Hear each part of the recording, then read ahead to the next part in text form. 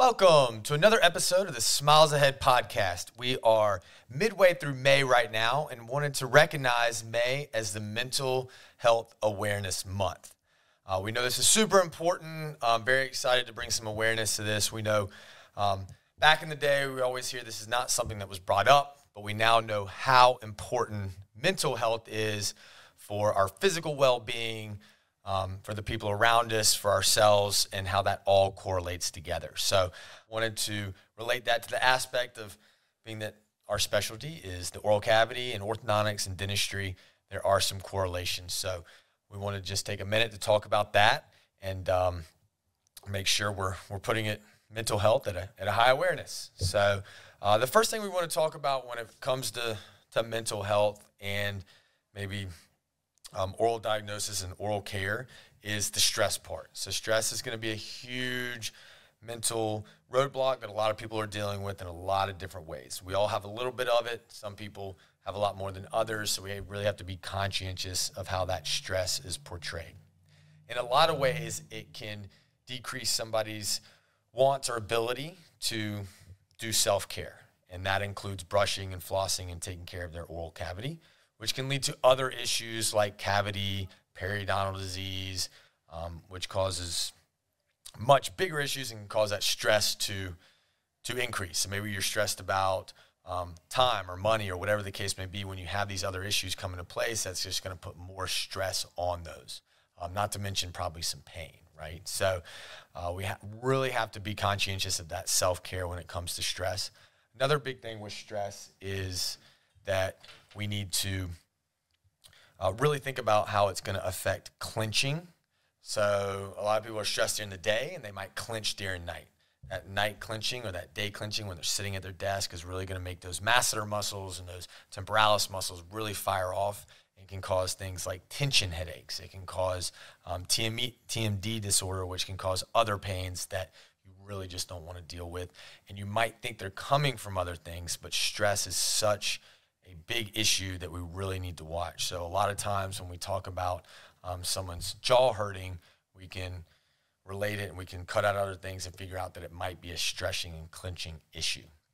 So stress is going to be a big thing with that. We also have anxiety. So anxiety along with stress is going to be something that at some point everybody deals with.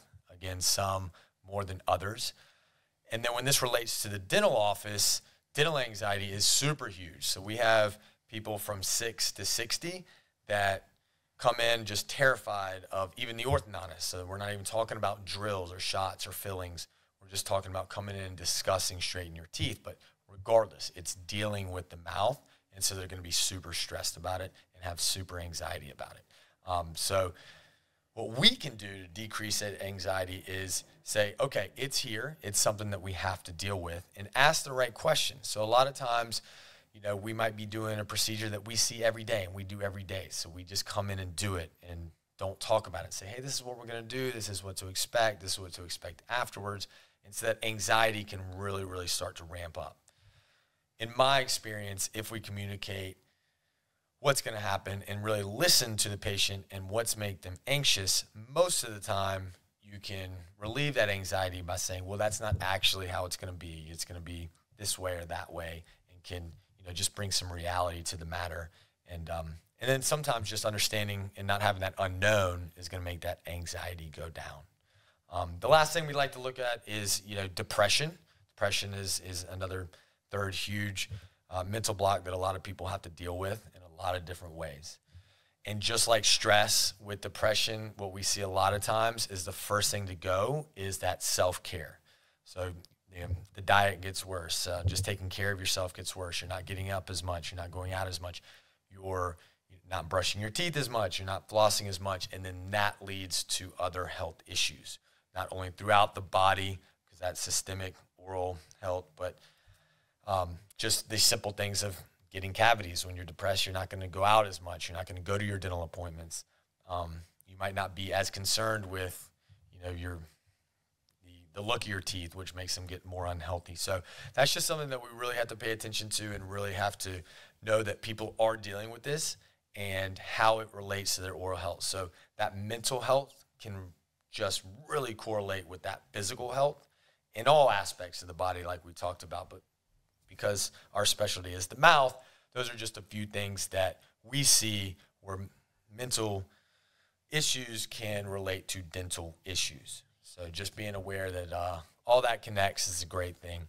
The other thing I want to talk to, because we are orthodontists and we are dealing with the physical look of teeth sometimes, we want to talk about bullying and that type of mental issue for maybe the younger patient and the older patient. But a lot of times what we see is in younger patients, maybe at the age of 7, 8, 9, there is a time in their dentition, it's actually in the textbook, called the ugly duckling stage, meaning that those canines haven't dropped in, so those front teeth are spaced out and sometimes can be bucked out and kind of pushed out.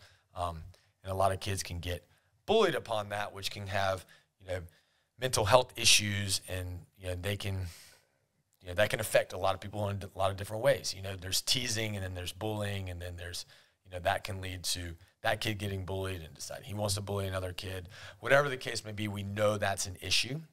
And an interesting poll came out. So they got, I think the kids were within the 8 to 12 range. So these are kids in range of braces or potential being able to be helped by an orthodontist.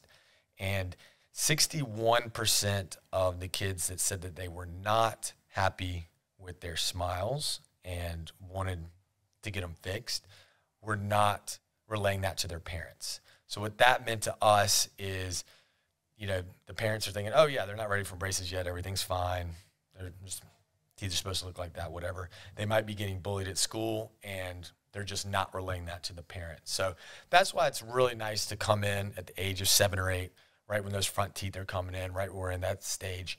A lot of time treatment will not need to be done, but it does give the opportunity for the child to say, hey, yes, this does bother me, and you can let the orthodontist ask instead of trying to bring it to their attention as the parent. Sometimes that's a hard barrier to cross. So that's another good reason. There's some health reasons to come in for the bite and all that good stuff, but make sure if you are bringing your child in to ask about that and tell the orthodontist, hey, I'm not sure if that big gap is bothering them or not, and then we can ask them or see if that's an issue. If it is, it's a simple thing to take care of, and maybe could have some really good long-lasting benefits. So that wraps it up. Just wanted to do a quick podcast on how mental health relates to physical health, and in this case, dental health.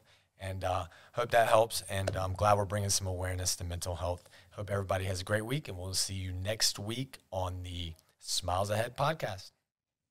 Thanks for listening to the Smiles Ahead podcast, powered by Burrow, Welchel, and Culp Orthodontics.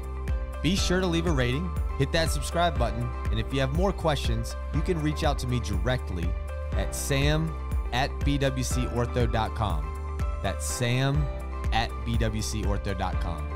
You can also visit our website, bwcortho.com, and we will be happy to answer any questions you might have.